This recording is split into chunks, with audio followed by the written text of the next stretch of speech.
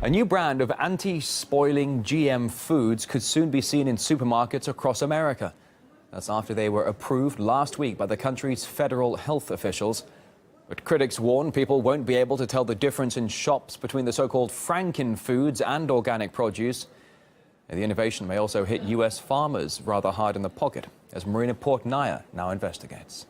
America is getting a new line of biotech fruits and vegetables containing the qualities most humans want: indefinite youth and perfect aesthetics. Now, the regular apples we're accustomed to eventually turn brown after being sliced open or when rotting, but the Arctic apples approved by the FDA have been genetically engineered to stay crisp and resist any kind of discoloration. So the fruit of temptation will look flawless for hours or even days after being sliced open. Meanwhile, the GMO innate potatoes approved by the U.S. government will be altered to resist bruising. When fried, they will reportedly produce less of a potential carcinogen. Now, advocates say keeping the produce flawless will cut food waste and make the apples and potatoes more appealing. But amid growing backlash and public concern surrounding GMO foods, some experts believe consumers may abandon apples and potatoes altogether. It will create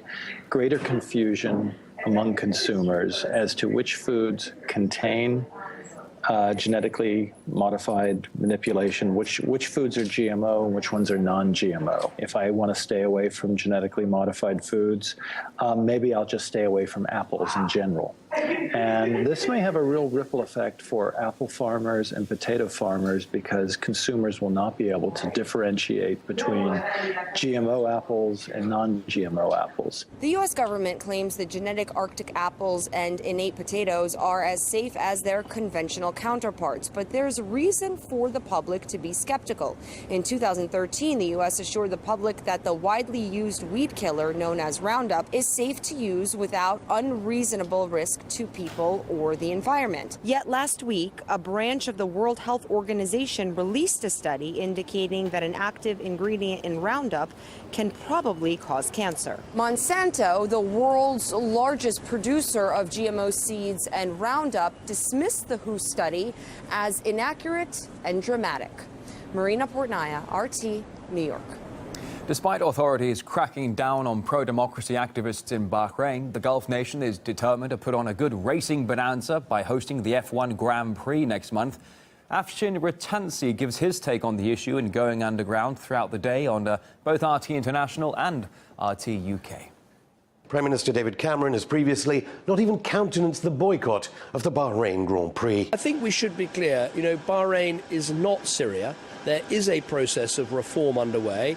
Reform, really? Just holding up a poster of opposition leader Sheikh Ali Salman appears to have been enough to deserve a shot in the head, according to this unverified footage. In the run-up to next month's Grand Prix, will Britain stop arming this brutal regime, routinely attacked for its human rights record? Here's just one activist explaining reform in Bahrain. In Bahrain today, what we are seeing are arrests, house raids. Security forces have been brought in from foreign countries in order to crack down on the pro-democracy demonstrators. The government is trying to imprison people in their own homes. One thing the government could do is respond to last weekend's calls to arrest Bahrain's Prince Nasser bin Hamad Al Khalifa, who bizarrely posted this selfie Instagram video of him running in London's Hyde Park. Scotland Yard is now looking at evidence that alleges his role in torture, but any prosecution would be in the face of denials from Bahrain, let alone opposition from Downing Street.